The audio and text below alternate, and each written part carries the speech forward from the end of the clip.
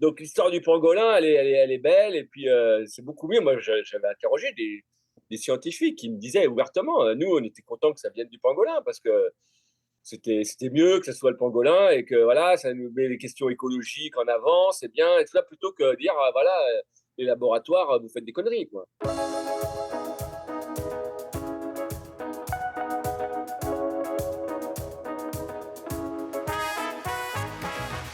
Bonjour à tous, bienvenue à un nouvel épisode de Contact. Aujourd'hui, avec nous, le journaliste Brice Perrier, un des premiers à avoir documenté, et solidement d'ailleurs, l'hypothèse qu'une fuite de laboratoire serait à l'origine de la COVID-19.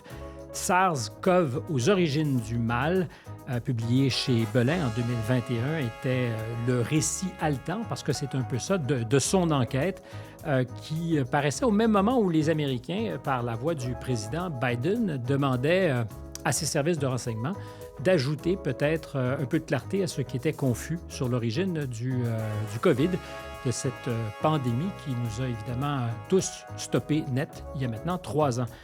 Brice, bonjour, bienvenue d'abord à l'émission et merci d'être avec nous, d'autant que j'ai eu l'impression, au moment de la sortie du livre, que peu de gens voulaient en parler. Bonjour, oui, bah, merci de votre invitation.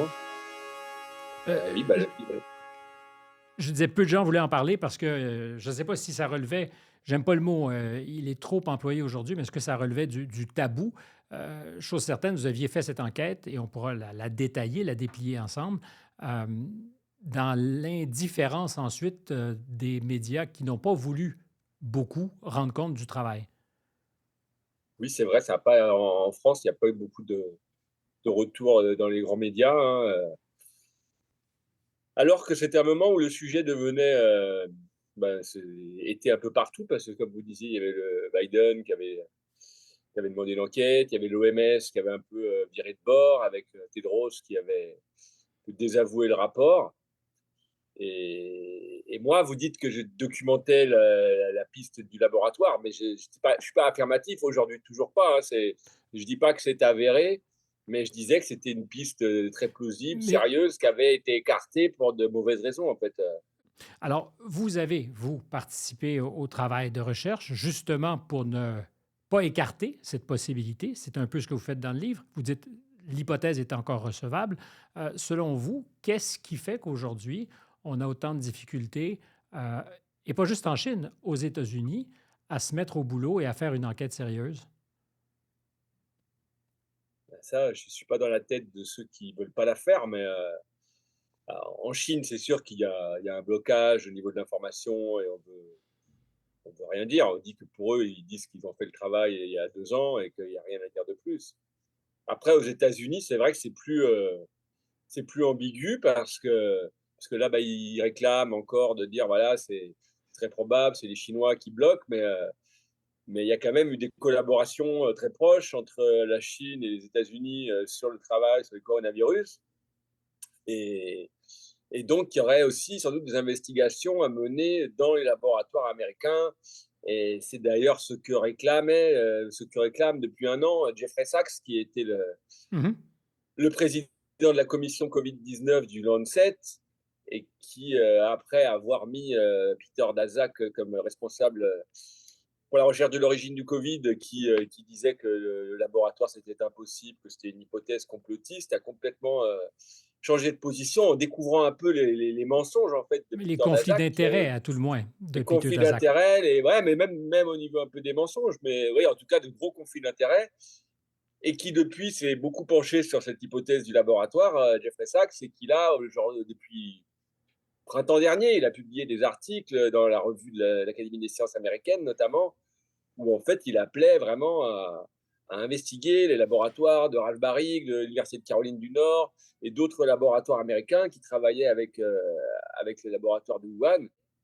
Et j'ai l'impression qu'en fait, y a rien qui est fait. Et aujourd'hui, la Chine est un peu le prétexte de dire, Oui. ah ben voilà, comme la Chine bloque, et ben voilà, c'est la faute des Chinois. Vous rajoutez un peu de géopolitique là-dessus, avec la guerre en Ukraine, et voilà, et vous avez le FBI qui vous dit que c'est très probable que ça vienne d'un laboratoire, alors qu'en fait, il n'a rien à rajouter. Ou alors, s'il a des choses à rajouter, il ne les dit pas, quoi. Et c'est ce qu'a C'est d'ailleurs demandé l'OMS la semaine dernière aux États-Unis, de dire, vous dites que vous avez des éléments, ben, si vous les avez, donnez-les, parce partagez-les. que, ben voilà. Alors, beaucoup de choses sur la table, Sid Furine, Wuhan, Peter Daszak, Jeffrey Sachs. Pour les initiés, c'est peut-être cohérent. Pour ceux qui nous écoutent et qui s'intéressent à ces options, à ces pistes possibles, ça pourrait avoir l'air, sans jeu de mots facile, d'être du chinois. Je vous propose qu'on soit systématique. D'abord, Brice Perrier, qui êtes-vous? Vous êtes journaliste scientifique indépendant. Qu'est-ce qui fait que vous vous intéressez à ces hypothèses possibles qui ne seraient pas celles qu'on nous a présentées au départ avec force entêtement? Bon, bah, ça s'est fait un peu par hasard, hein, c'était en discutant avec mon éditrice. Bah, moi, j'étais journaliste, ouais, indépendant, et c'est en voyant, je me suis bien penché sur cette histoire. C'est après avoir vu une interview d'Étienne de Crolly, qui est un virologue français, qui, à l'automne, au début de l'automne 2021, a fait une interview, sur le site du CNRS où il appelait à enquêter, pour l'origine du Covid en négligeant aucune piste, y compris celle du labo. Et donc lui, il avait repéré cette question de citrulline sur laquelle on reviendra peut-être tout à l'heure. Mais donc, bah, moi, je l'ai contacté et puis, bah, j'ai essayé de proposer des papiers d'ailleurs à plusieurs journaux avec lesquels je collaborais, mais ça n'intéressait Parce aucun qu'on des doit le deux. dire, journaliste indépendant ne veut pas dire que vous n'êtes pas publié par de grands magazines ou de grands journaux. Vous avez collaboré à Marianne très longtemps, n'est-ce pas? Ouais. Oui, vous n'avez pas l'air convaincu. Oui, oui, oui, oui, oui, Il y j'ai a un manque collaboré. d'enthousiasme. Mais le constat que vous avez fait très rapidement, puis je ne veux pas parler à votre place, c'est que les grands médias n'étaient pas très acheteurs pour ce type d'enquête. Non, non, non, c'est sûr. Et du coup, bah, j'en ai parlé aussi avec mon éditrice, qui est Olivier Rocassens, avec qui j'avais d'autres projets. Et au début, l'idée, c'était de proposer à Étienne de Crolly de faire un livre et de le faire avec lui. Parce que moi, ça m'est arrivé aussi de faire des livres avec des scientifiques, d'être un peu la plume, ou voilà, faire quelque Mhm. chose à deux. Et puis donc, bah, Olivia, ça l'a intéressé. Elle a proposé Étienne de Crolly. Étienne de Crolly, il n'avait pas le temps de faire ça. Donc Olivia m'a dit, ben, fais une enquête toi, et voilà. Et donc j'ai fait l'enquête, et avec Étienne de Crolly, qui était quand même pas très loin et qui a préfacé le livre, et puis qui était un peu mon témoin privilégié, on va dire, et qui aussi a amené son Disons-le, regard. disons-le aussi une pointure, quelqu'un qui sait de quoi il parle. Oui, oui, oui, c'était un très bon virologue qui est notamment spécialisé Sulfurine et qui travaille en France dans le laboratoire de Bruno Canard, qui est le meilleur laboratoire en France sur les coronavirus. Donc, vous Donc, étiez bien épaulé pour entreprendre cette recherche. Euh, bah, quel est le... c'était précieux de l'avoir comme relecteur, on va dire. Alors, quels sont les premiers constats que vous faites quand vous vous mettez en chasse des informations qui ne nous ont pas été présentées?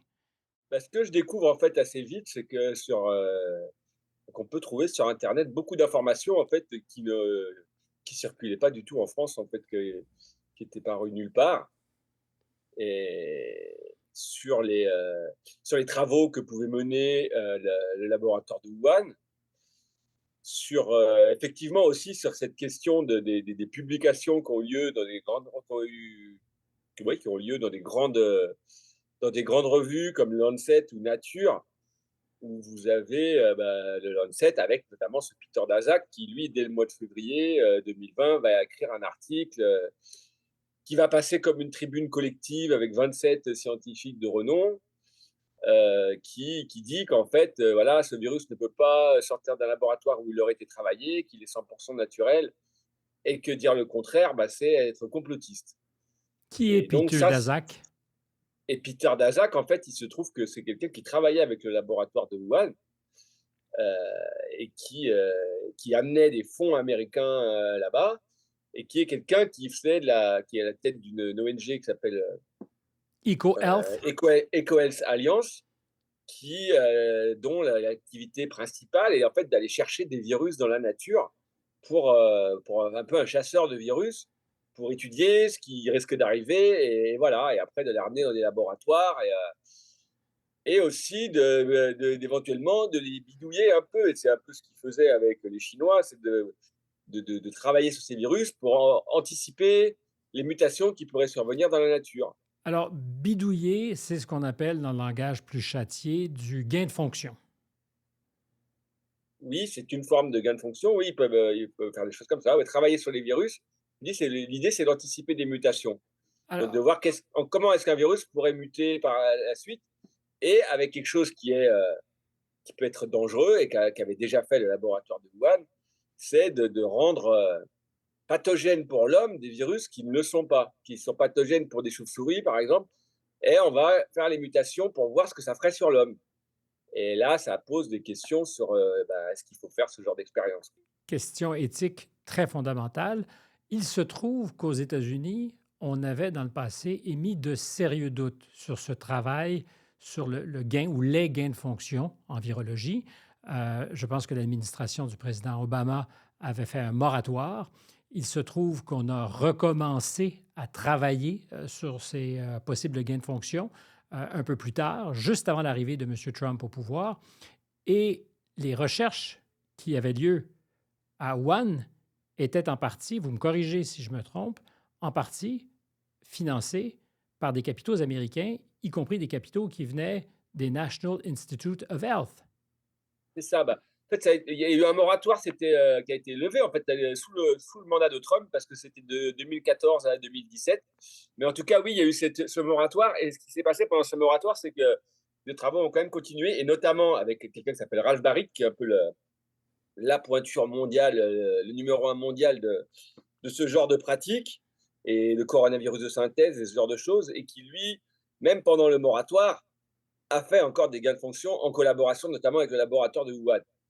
Et il y avait un peu l'idée que les Ralph Baric et les Américains amenaient un savoir-faire, la technique, Mhm. et alors que Wuhan avait les virus, parce qu'il y avait beaucoup de virus de chauves-souris en Chine, plus qu'en Caroline du Nord. La Donc, il y matière avait un petit, première, quoi. voilà, ils avaient un peu la matière première, les autres avaient le savoir, et donc c'était une collaboration assez fructueuse. Et donc, ils ont fait ça, et c'est vrai que par l'intermédiaire de Peter Daszak, c'est lui qui amenait des fonds du NIH, qui est un peu un champion des grants, des subventions. Il est très fort pour aller récupérer des subventions. Et donc, il amenait des fonds américains en Chine, au laboratoire de Wuhan, et Pour dans cette faire, logique-là. Et il faisait des projets avec Ralbari et avec la Chine, avec le laboratoire de Wuhan.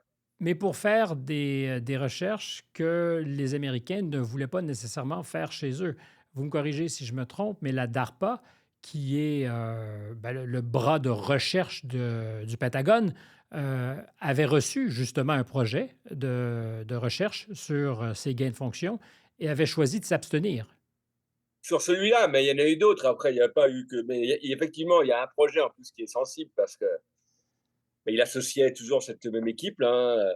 C'était Peter Daszak qui était à la tête du projet, et dedans vous aviez Ralph Baric et vous aviez Cheng Lizi, qui est le laboratoire de Wuhan, qui avait un projet qui a été levé après coup et qui fait un peu, qui fait beaucoup parler parce que, et notamment c'est ça qui a beaucoup troublé Jeffrey Sachs, parce que c'est un projet où l'idée c'était d'aller chercher dans la nature des coronavirus de chauve-souris qui auraient un site furine, donc cet atout infectieux qu'a le SARS-CoV-2, mais qu'on n'avait jamais vu avant chez un virus de type SARS, et d'aller chercher un virus qui est ça, et si on n'en trouvait pas, de l'insérer pour voir ce que ça faisait. Le site Et donc, Furine. Alors, pour les profanes qui nous écoutent, d'abord, qu'est-ce que c'est et quelle est la manipulation qu'il faut faire pour donner cette nouvelle propriété à un virus? c'est quelque chose qui se trouve, vous avez, tout le monde a un peu l'image du coronavirus avec ses pointes. Donc les pointes, ça s'appelle la protéine spike, Mhm. celle qui a servi d'ailleurs aussi à faire le vaccin. Et à mi-chemin, au milieu de la protéine spike, vous avez les deux zones, en fait, vous avez S1, S2, et là, vous avez une petite zone entre ces deux zones-là, qui est quelque chose qui va permettre au virus de se fondre avec la cellule, qui va renforcer sa capacité infectieuse, pour être simple, hein. Mhm. Et donc, ça, c'est un atout qui est un atout infectieux très fort. Et c'est ce qu'avait repéré Étienne de Crolly tout de suite quand il a vu le virus de SARS-CoV-2, qui a été le génome qui a été publié début janvier 2020. Il a vu qu'il y avait un site furine sur ce virus, et lui, il avait fait, je crois que c'est sa thèse, hein, qui était sur ce genre de zone du génome. Et il s'est inquiété tout de suite parce qu'il a dit: «Ah ben, un virus qui a ça, c'est pas commun et ça, c'est mauvais». Donc et il s'est tout de suite demandé d'où il vient. Parce que ça peut venir dans la nature, mais ça peut aussi être, inséré dans des manipulations, de laboratoire, en fait. Et on avait vu que, voilà, même ils avaient déjà fait ça, dans le laboratoire de Wuhan avec, Ralph Baric, d'ailleurs. Et donc, bah, là, c'était quelque chose qu'ils avaient prévu de faire. Ça a été refusé par le DARPA. Donc, est-ce qu'ils l'ont fait de l'autre façon? Là, bah, vous parliez de l'émission là avec, Simon Weinhobson là chez Frédéric Tadei ce week-end et Simon Weinhobson rappelait que quand on soumet un projet, à subvention, la plupart du temps, le tiers du projet est déjà fait parce que voilà, il faut être rapide donc est-ce qu'ils avaient déjà pu faire quelque chose? Est-ce qu'ils ont pu le faire dans un autre cadre? Est-ce que c'est les Chinois qui l'auraient fait tout seuls? Je ne sais pas. Mais en tout cas, ce que montrait ce projet, c'est qu'en 2018, ils avaient le projet d'aboutir à un coronavirus qui ressemblerait fort à SARS-CoV-2, quoi. Et qui, comme par hasard, Et ils ne l'ont nous pas dit. et qui, comme par hasard, Et ils ne l'ont pas dit. se présente au monde en 2019 ou en 2020 pour la plupart d'entre nous. Quoique, ça compte aussi, parce que la date où on va identifier le patient zéro dans l'histoire est importante. Or, c'était peut-être bien avant décembre 2019 qu'on a des manifestations de ce COVID-19. C'est possible. Bah, ça, c'est aussi toujours dans, ce que je vous disais tout à l'heure, l'enquête au niveau un peu humain, quoi. De voir, c'est dans les hôpitaux, c'est dans les banques de données. Alors les Chinois ont bloqué, mais en France aussi, il y a pas mal de gens, même moi, j'ai eu une fois un taxi, hein, qui m'a dit qu'il avait, eu le covid à Paris au mois de novembre 2019 et que les médecins il avait eu une sorte de maladie qui ressemblait à ça avec hospitalisation et que 3 4 mois plus tard, on lui avait dit: «Ah ben, vous avez sans doute eu le covid» et il y en a d'autres des cas. Il y a d'ailleurs un papier qui était paru, l'hiver dernier qui faisait un peu une recension de ces cas précoces dans différents pays. Il y a eu en Italie, il y en a eu dans pas mal de pays, en fait.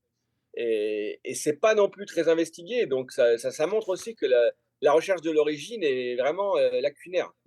Donc, vous le répétez sur plusieurs tribunes, vous ne pouvez pas vous mettre dans la tête de ceux qui refusent de dire, ne savent peut-être pas, ou, chose certaine, ne vont pas pousser davantage pour faire des enquêtes. Mais quelle est votre hypothèse? Qu'est-ce qui fait, selon vous, qu'on ait sitôt réfuté tout scénario qui aurait pu nous mener au laboratoire en Chine?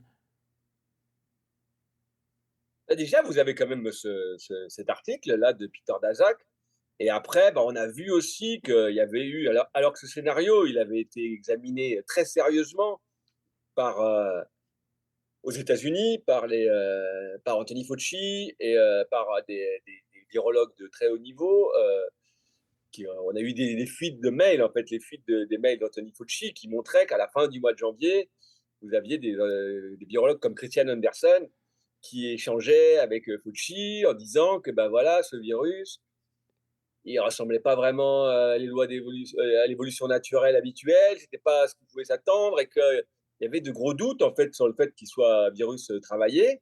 Mais pourquoi avoir Et justement fait disparaître ces mails? Pourquoi avoir choisi de soustraire à notre attention cette hypothèse? En quoi était-elle coupable? ben, on voit notamment, il y a un des mails qui est peut-être les plus parlants, c'est un mail qui est dans ces échanges là de Ron Fouchier, qui est un virologue hollandais, qui était celui qui était un peu à l'origine du moratoire de 2014 parce qu'il avait fait il y avait un Américain d'origine japonaise qui avait fait ça en même temps, mais en 2011, ils avaient travaillé un virus de grippe aviaire en le rendant très très infectieux, très dangereux. Et ça avait créé une grande polémique. Est-ce qu'il faut faire Est-ce qu'il faut créer des virus super mortels, quoi? Mhm. Et ça, c'est ça qui avait amené 2 ans, 3 ans après au moratoire et à faire un terme, enfin, à mettre une pause à ces expériences. Et là, on voit dans ces discussions que Ron Fouché dit non, il ne faut pas aller trop là-dessus parce que ça va empêcher les gens de travailler, ça va poser ouais, ça va poser des soucis à ceux qui travaillent dans les laboratoires. Il ne faut pas mettre le sujet, ouais, c'est embêtant. Donc, Donc, il parce y a ce qu'on en côté, faisait.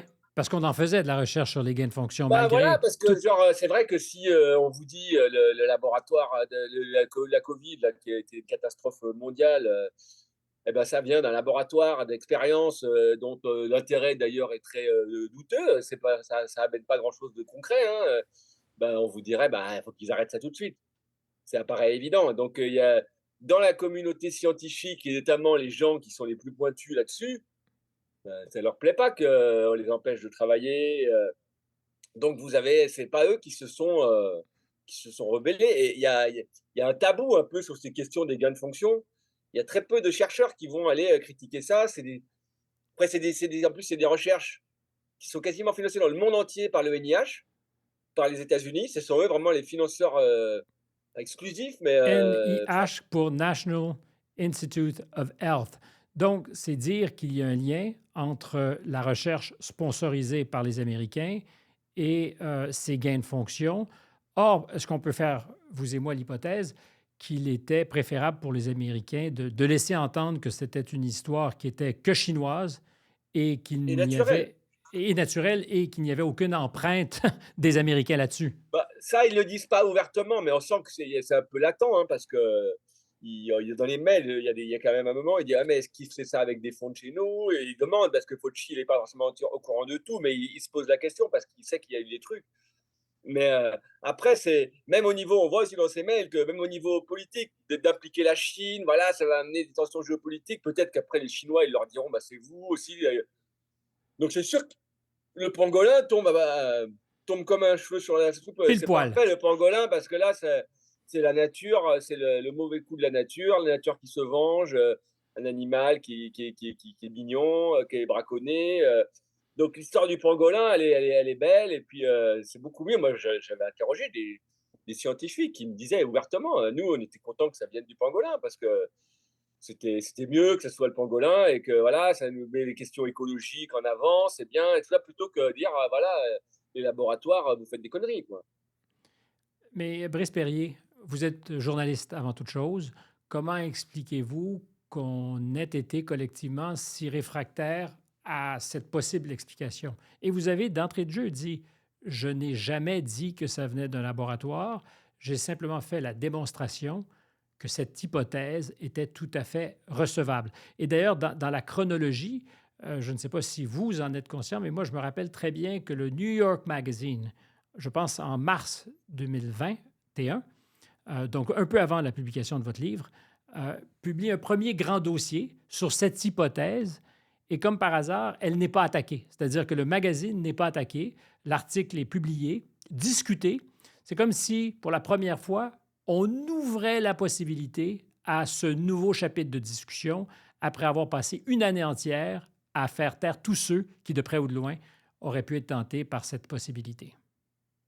Bah, parce que c'est devenu un peu incontournable, hein, je crois, c'est devenu un peu incontournable et il y a eu la mission à Wuhan de l'OMS qui a été un peu un révélateur de la mascarade presque, parce que vous aviez, heu, vous aviez cette enquête qui n'était pas une enquête avec, les Chinois qui avaient un peu tout verrouillé. C'était la visite, moi je vais appeler ça la visite de courtoisie. Ils venaient là-bas où on leur disait d'aller, sur le laboratoire, c'était vraiment, c'était on voyait, c'était même vous aviez le chef de Ben Barrett, là, le chef de la mission, qui venait expliquer qu'en conférence de presse devant le monde entier, qu'en fait, les Chinois lui avaient expliqué pourquoi ça ne viendrait pas venir d'un laboratoire, mais c'est comme si vous allez voir les gens qui sont suspects et que c'est vous avez le suspect qui va vous dire, il disait: «Ils sont les mieux placés pour nous dire ce qu'il en est» et tout ça, Qu'ils sont donc innocents.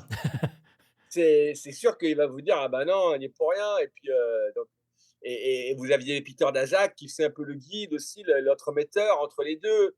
Donc ça, c'est quand même sorti après, mais ça a duré parce que vous aviez quand même les c'était sorti, en novembre que Peter Daszak était derrière le papier du Lancet avec des mails qui étaient sortis où on voyait qu'il avait manigancé en fait pour faire ça et ça, c'était pas sorti du tout dans la presse, personne, et en janvier encore, il était là, il était l'expert de l'OMS le plus en vue en plus parce qu'il était pas du tout discret, c'était celui qui communiquait le plus dans la presse, et toujours avec cette idée de mettre complotisme et ça, il y a eu quand même pas mal de chercheurs, mais quelques chercheurs, notamment c'est pas mal parti de France, hein, avec ce qu'on appelait le groupe de Paris, bah, il y avait De Crolly, qui étaient les gens qui étaient à Marseille, mais il y en avait aussi à Paris.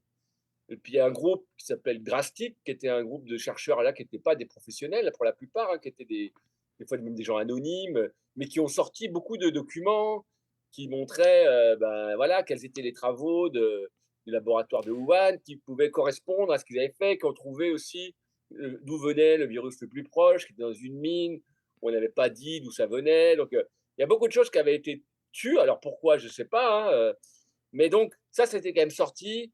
Et il y a ce groupe-là qui ont fait une tribune qui est parue dans Le Monde et le New York Times, je crois, en même temps. Et ça, c'était juste avant que le rapport de l'OMS sorte. Et ça a mis en fait un peu la pression sur l'OMS qui, ça a été vrai, ça a fait parler. Et quand le rapport de l'OMS est sorti, qui était en fait un rapport complètement verrouillé par les Chinois, il y avait eu cette tribune qui avait quand même fait du bruit. Et là, vous avez Tedros qui a dit non, on ne peut pas écarter le laboratoire. Mhm. Et c'est là un peu le revirement à haut niveau. C'est quand Tedros qui reçoit le rapport et le jour même, il dit non, on ne peut pas écarter cette piste, alors que le rapport, il invite à écarter cette piste.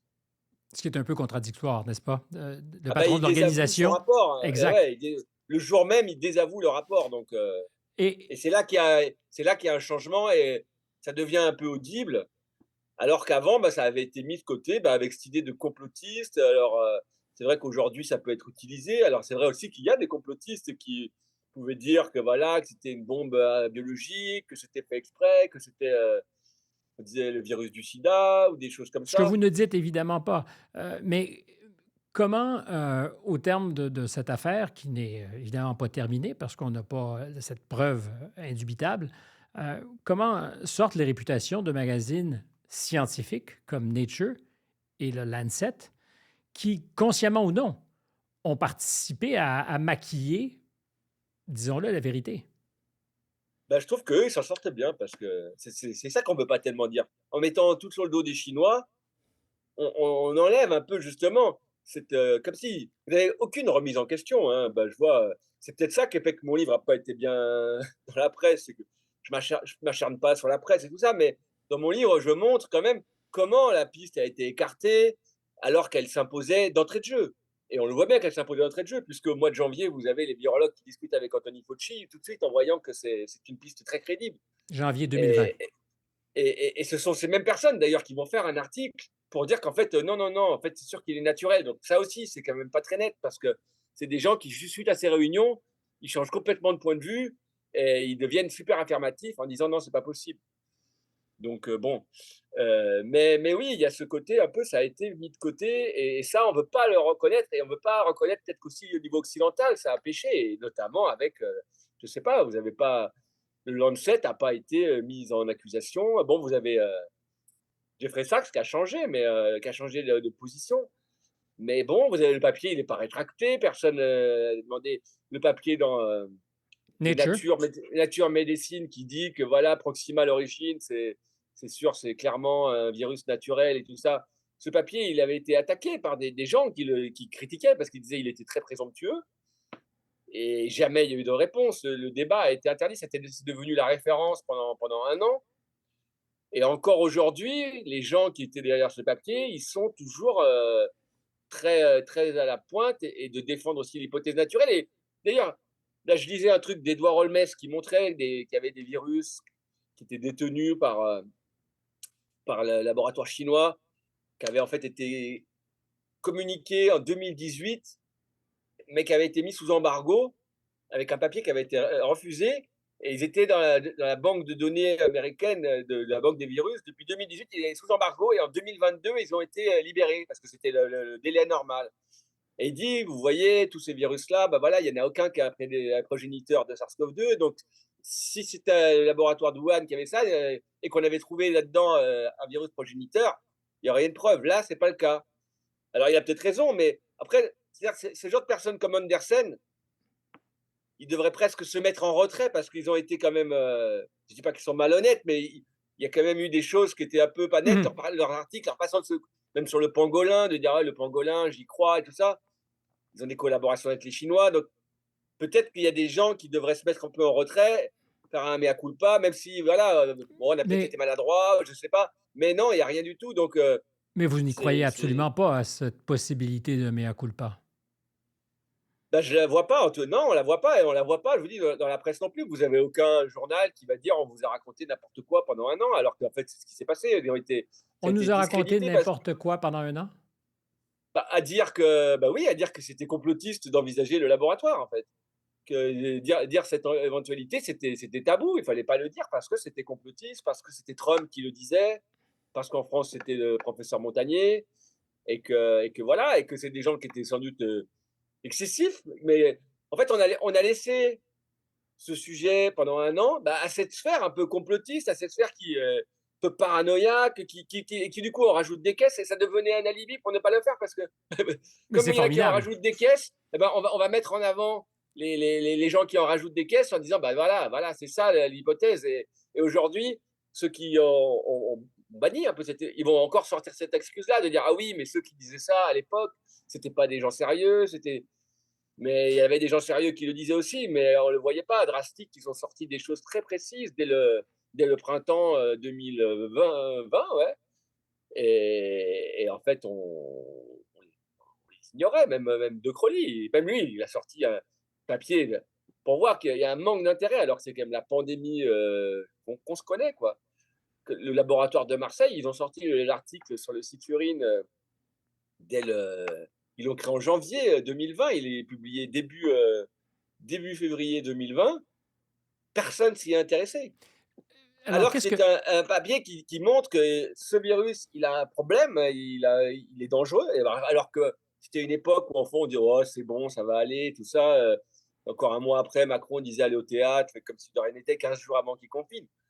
Et là, ce papier qui dit ça, et qui dit aussi, voilà, il pointe pas de laboratoire, mais il dit d'où vient ce truc, c'est quand même, voilà, il y a cette chose-là, et ben, ce Et c'est truc, il est passé anormal. complètement inaperçu. C'est pas anormal, mais faut se pencher dessus, quoi. Ah, et Et on sait surprenant. pas voilà, c'est Euh, très surprenant, et ça n'intéressait personne. alors, vous êtes journaliste. Est-ce que vous avez une hypothèse sur ce qui fait qu'on est, pour beaucoup, je dirais pas tous, mais pour beaucoup, choisi de se rallier à une hypothèse et de renoncer à investiguer les autres? Ouais, parce que c'était devenu sulfureux, c'était devenu après on en a parlé un peu, je me rappelle, je le raconte dans le bouquin, il y a eu 15 jours, en fait, où dans la presse en France, je sais pas ce qu'il en était au Canada, mais parce que c'est Trump, en fait, qui a mis le pavé dans la mare, enfin qui a parlé de ça, c'était fin mars, oui, et donc il a fait un peu l'incident diplomatique. Et en disant: «Ouais, on va amener des preuves et tout ça», et du coup, comme si en fait on avait peur que Trump, lâche le morceau, pendant 2 semaines, il y a eu des papiers en France, mais qui étaient, déjà qui n'allaient pas sur la question des gains de fonction, qui étaient plus sur l'accident, d'un virus naturel, tout ça. Et puis ça a été très vite refermé, et on a mis ça comme, une Trumperie, quoi, en fait, un truc de Trump. Et donc comme Une c'était Trump. tromperie. Ouais, non, mais voilà, comme c'était Trump, et ben, c'était pas crédible, et voilà, et ça a joué. Donc, est-ce que vous voulez être du côté de nature ou du côté de Trump? Donc, Moi, je veux toujours être du côté de ce qui pourrait nous rapprocher de la vérité. Donc, pour moi, c'est jamais manichéen. oui, mais en même temps, bah, vous voyez la presse comme ça, quand même pas mal. Elle va plutôt être du côté de nature que du côté de Trump. La presse française, elle va être plutôt comme ça. Et je pense qu'aux États-Unis, c'est d'ailleurs pareil. Est-ce que pour vous, pour parler en anglais, c'est une vindication, c'est-à-dire une confirmation quand même de ce que le travail que vous avez fait commence aujourd'hui à émerger? Oh, bah, disons que ça a été vite parce qu'en fait, mon livre, il est sorti, je suis parti, c'était un peu ce contexte, voilà, il fallait pas parler de ça, c'était complotiste. Quand je suis sorti, bah, il y avait eu le changement à l'OMS, donc c'était déjà, ça avait quand même bien changé déjà il Hmm. parlait pas de mon bouquin, mais le sujet, on en parlait, quoi. Comme si on le trouvait que mais après depuis, bah, en tout cas, c'est sûr que j'ai rien dit de faux, quoi. Tout ce que j'ai mis dans mon bouquin, c'était pertinent, donc ça, Quelqu'un sur la place publique a contesté ce que vous avez écrit? Est-ce que des personne, il y a eu scientifiques... aucune, ah non, non, il y avait aucune critique, et d'ailleurs, il y a eu très peu de, vous voyez, bon, il était chroniqué, j'ai eu une chronique dans Charlie Hebdo en France. Et c'est tout. Après, quelques mois après, il y a eu dans Figaro Vox un papier assez, et que les papiers qui étaient toujours assez élogieux, hein. Mais par contre, tous les autres journaux n'ont fait aucune recension du livre, alors que c'était le premier au monde sur ce sujet et qu'il était. Ce qui était amusant aussi, d'ailleurs, c'est que tout le monde interrogeait Étienne de Crowley, mon préfacier. Oui, parce que c'est un scientifique. Société scientifique, il était devenu le mec le plus pertinent et ben lui, il était quand même, il a préfacé le livre, il était un peu, ouais, mais par contre, le livre, on n'en parlait jamais. Alors, le livre, c'est SARS-CoV aux origines du mal. Brice Perrier, vous en êtes l'auteur. Je suis certain qu'on continuera à s'intéresser à votre travail de journaliste, d'investigation. Merci d'avoir accepté un peu plus tard chez vous que chez nous de nous parler. Au plaisir de vous retrouver très bientôt. Ben, merci à vous. Au revoir. Au revoir.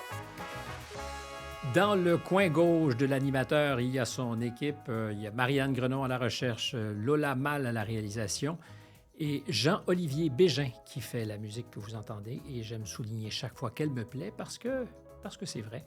À très bientôt.